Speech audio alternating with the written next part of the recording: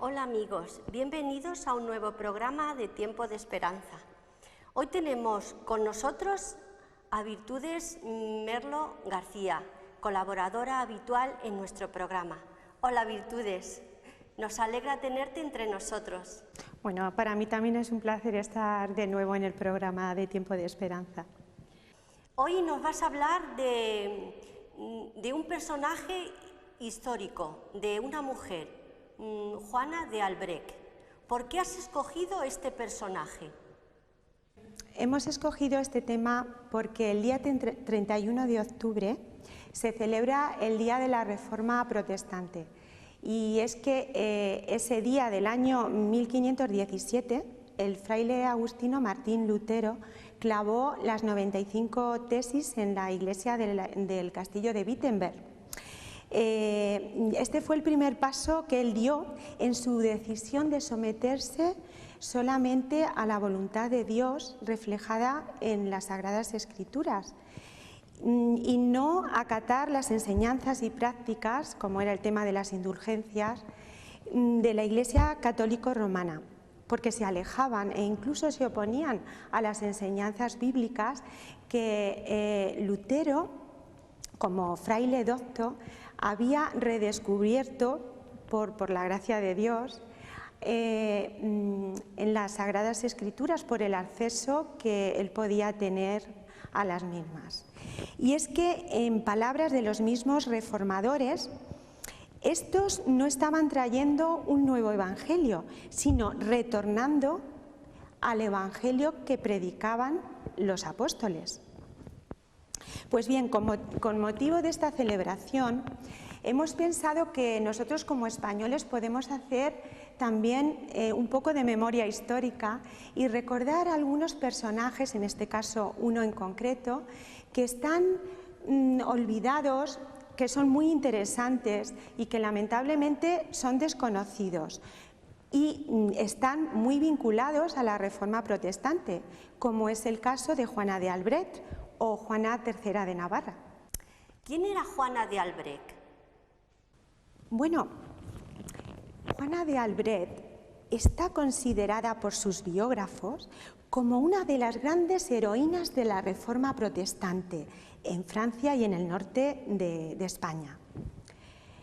Juana de Albrecht o Juana III de Navarra nació en Pau en el año 1528 y fue la única hija de Enrique de Albrecht o Enrique II de Navarra y de Margarita de Valois, también llamada Margarita de las Margaritas, y vamos a saber por qué a lo largo de la conferencia.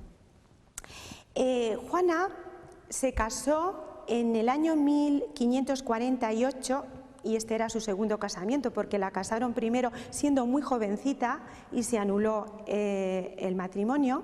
Se casó, como decía, en el año 1548 con Antonio de Borbón, duque de Vendôme, y precisamente está en la línea dinástica de nuestra familia real española. De hecho, es la 12ª abuela de nuestro rey actual, Felipe VI. En el año 1555, cuando murió su padre, fue proclamada reina de Navarra. Y es curioso que en ese mismo año escribió al vizconde de Gourdon comunicándole sus intenciones de abrazar la fe evangélica, y lo hizo de esta manera: la reforma parece tan buena y necesaria que por mi parte considero que sería una deslealtad y cobardía hacia Dios, para mi conciencia y para mi pueblo, permanecer por más tiempo en un estado de suspense e indecisión. Y en el día de Navidad del año 1560 hizo pública su conversión al protestantismo.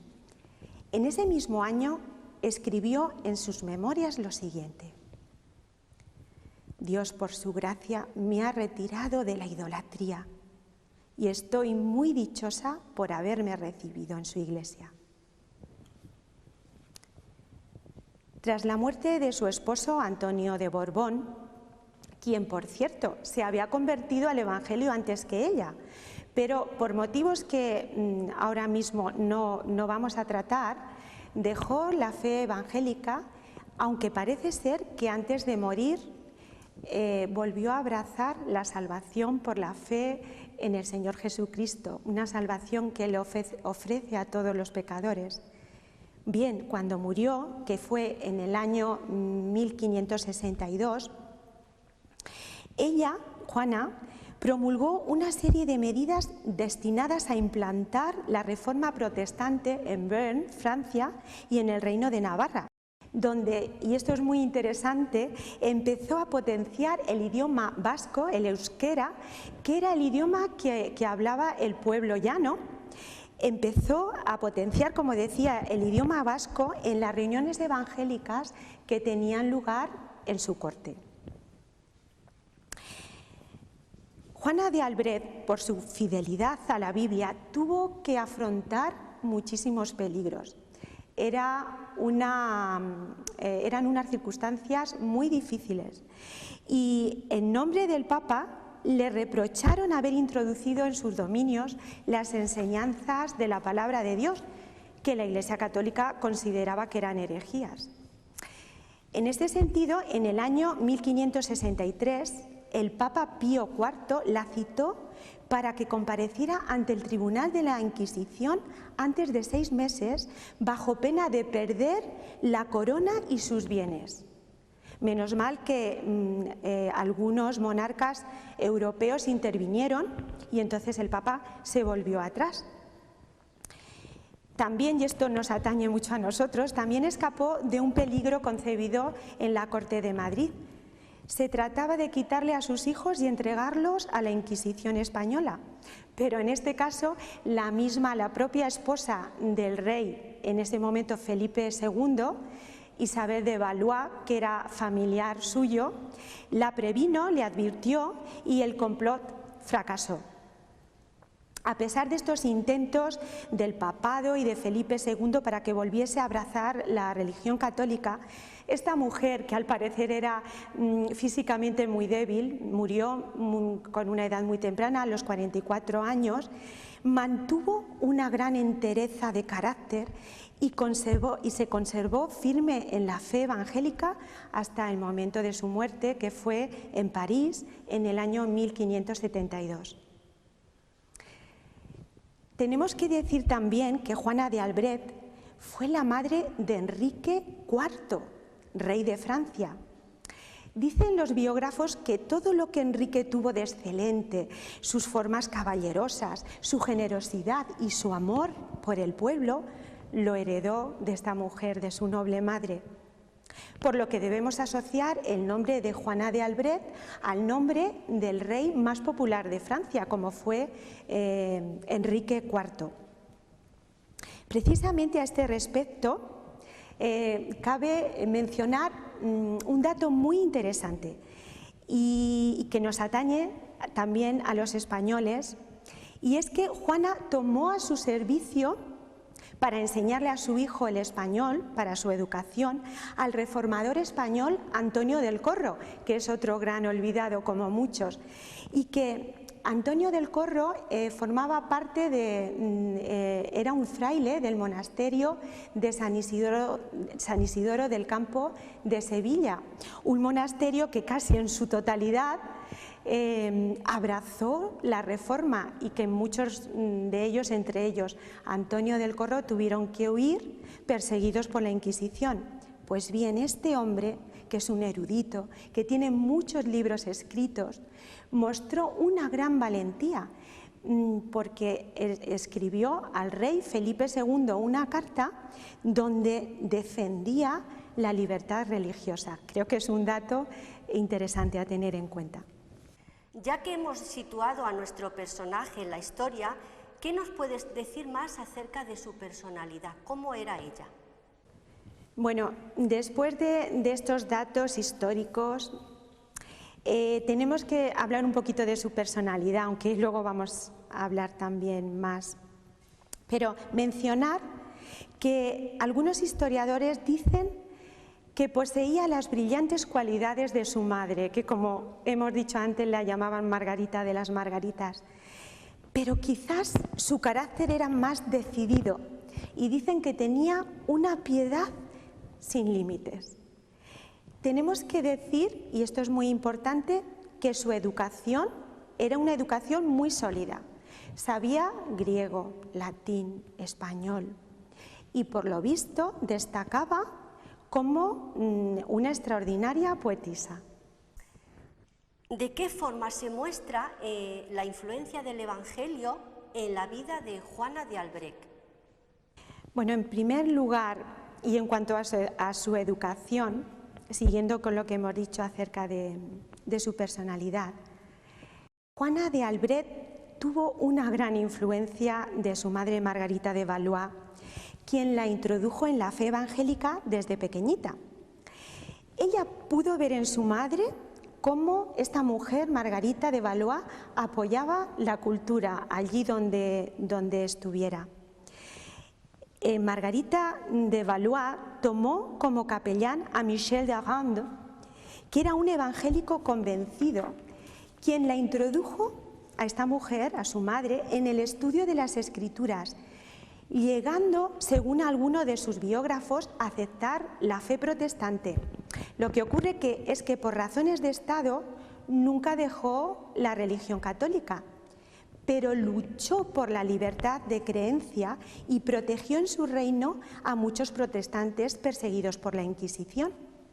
Así también Juana de Albrecht, tras la promulgación del paquete de leyes en sus reinos, como hemos dicho, después de morir su esposo, en 1563 potenció por todas partes el desarrollo del protestantismo, cobijando en su reino, como ya hemos dicho que lo hiciera su madre, a muchos protestantes que escapaban de la Inquisición, tanto en Francia como en España.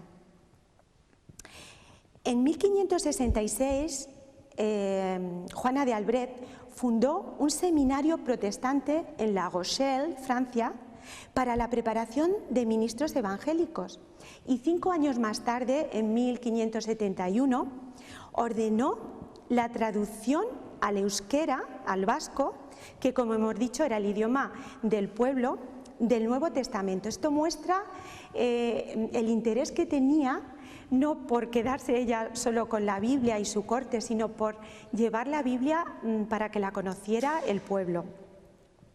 Esta traducción la llevó a cabo Juan de Leizárraga. También dentro de sus últimas medidas declaró la religión evangélica como la religión oficial en Bearn, Francia, y en Navarra. Pero Juana siguió también los pasos de su madre en otras actuaciones que no podemos pasar por alto. Y es que abrió numerosas escuelas, hospitales, publicó un nuevo código ético, creó becas de estudio para los niños pobres, estaba muy interesada en los niños pobres, e hizo florecer las artes en todos sus dominios. Y para terminar,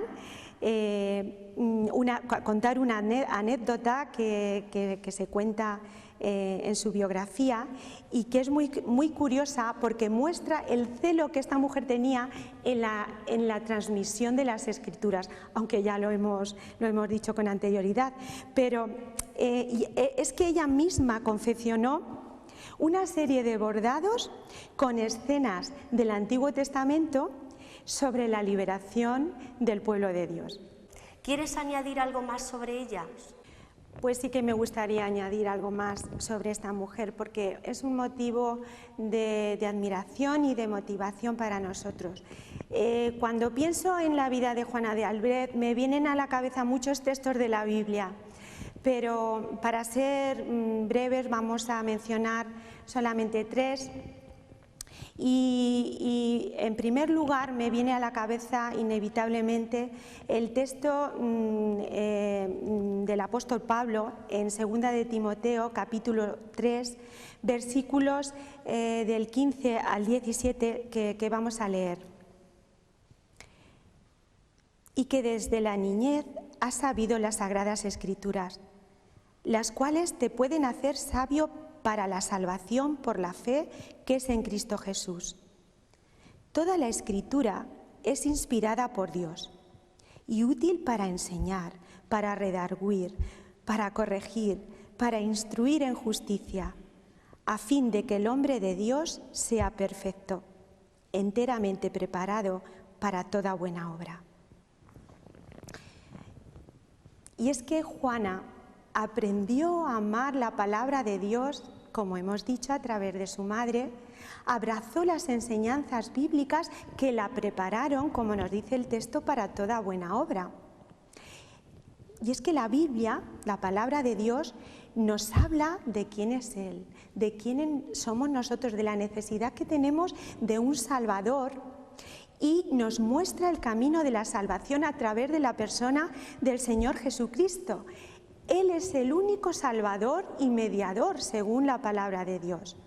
La comunión con Dios por medio de su Hijo, que es la palabra hecha carne, nos afecta de tal manera que nos lleva a vivir para glorificar a Dios en todas las áreas de nuestra vida. Este fue el caso de Juana de Albrecht. Por último, no puedo sino mencionar el pasaje del apóstol Pablo en la epístola a los Romanos, en el capítulo 1, los versículos 16 y 17, que vamos a leer también. Porque no me avergüenzo del Evangelio, porque es poder de Dios para salvación a todo aquel que cree, al judío primeramente y también al griego. Porque en el Evangelio la justicia de Dios se revela por fe y para fe, como está escrito, mas el justo por la fe vivirá. Juana no se avergonzó del Evangelio como el apóstol Pablo, y esto en unas circunstancias, como hemos visto, muy hostiles, en un ambiente adverso. Y sin embargo, para ella lo más importante era abrazar la salvación, y no solo para ella, sino para el pueblo, como hemos dicho. Pues como hemos estado viendo, ordenó que tradujeran al vasco el Nuevo Testamento. Y es que en el Evangelio la salvación se muestra, el camino de la salvación, como hemos dicho, es a través del Señor Jesucristo solamente, porque Él fue el que llevó la vida de obediencia hasta la muerte. Él es el único justo, el que llevó nuestros pecados, el que pagó la deuda que teníamos para con el Padre, el que sufrió el sacrificio de la muerte en la cruz. Su sangre nos limpia de todos nuestros pecados. Él además resucitó, venció a la muerte. No hay otro camino por el cual podamos ser salvos, solo Cristo salva. Juana abrazó estas enseñanzas y las quiso transmitir, porque como dice el mismo Señor Jesús en el Evangelio de San Mateo, capítulo 16, versículo 26, ¿qué aprovechará al hombre si ganare todo el mundo y perdiere su alma? Muchas gracias, Virtudes, por haber estado hoy con nosotros. Ha sido muy interesante el conocer la historia sobre esta mujer. Y ahora vamos a ver otro vídeo que acaba de editar la Biblioteca de Navarra sobre la traducción en euskera que ordenó realizar Juana de Albrecht.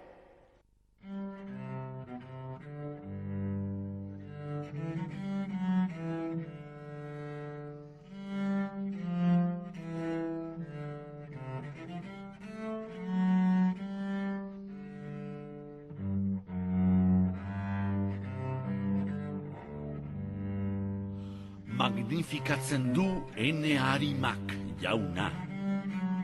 Eta jainko Ene Salvadorea baitan. Zeren behatu kanbaitu beren eskatoaren beheratasunera. Ezen una, hemendik arat, doatzu erranen naute generazione guziek. Ezen gauza handiak egin drauzkit boteret zudenak, eta haren izena saindu da. eta haren miserikordia da generazionetarik generazionetara, haren beldurra dutenetara.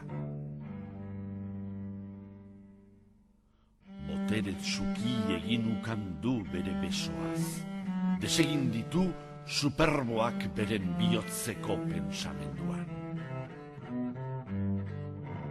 Egotzi ditu boteretsuak tronoetarik, eta goratu ditu xipiak. Gose ziradenak bete ditu onez, eta aberratsak igorri ditu utxik. Sustengatu kandu Israel bere aurra, bere miserikordiaz oroit izanez. Gure mintzatu zaien bezala, Abrahami eta haren naziari iagoitikotz.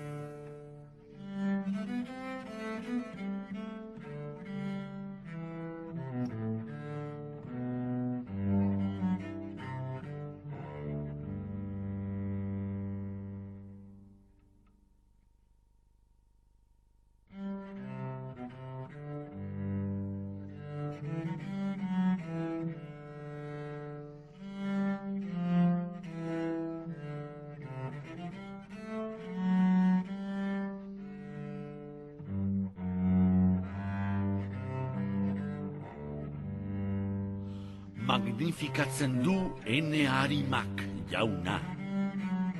Eta alegeratu da ene espiritua jainko ene salvadorea baitan. Zeren behatu kanbaitu beren eskatoaren beheratasunera. Ezen una, hemendik arat, doatzu erranen naute generazione guziek. Ezen gauza handiak egin drauzkit boteretsu denak, eta haren izena saindu da. Eta haren miserikordia da generazionetarik generazionetara, haren beldurra dutenetara. Boteretsuki egin ukan du bere besoaz, desegin ditu superboak beren bihotzeko pensamenduan. Egotzi ditu boteretsuak tronoetarik, eta goratu ditu xipiak. Gose ziradenak bete ditu onez, eta aberratsak igorri ditu utxik. Sustengatu kandu Israel bere aurra, bere miserikordia. Gure aitei mintzatu zaien bezala, Abrahami